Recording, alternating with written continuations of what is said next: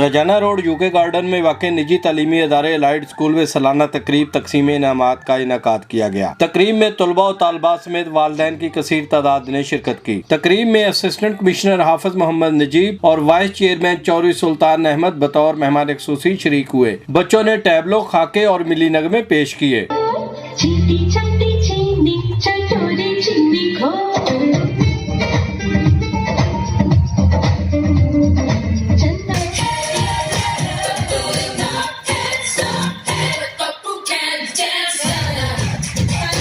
बच्चों की परफॉर्मेंस ने तकरीब को चार चांद लगा दिए। छोटे बच्चे भी बच्चों की परफॉर्मेंस को मोबाइल में महफूज करते रहे, जबकि वालिदैन भी अपने बच्चों की तस्वीर मोबाइल फोन पर बनाते रहे।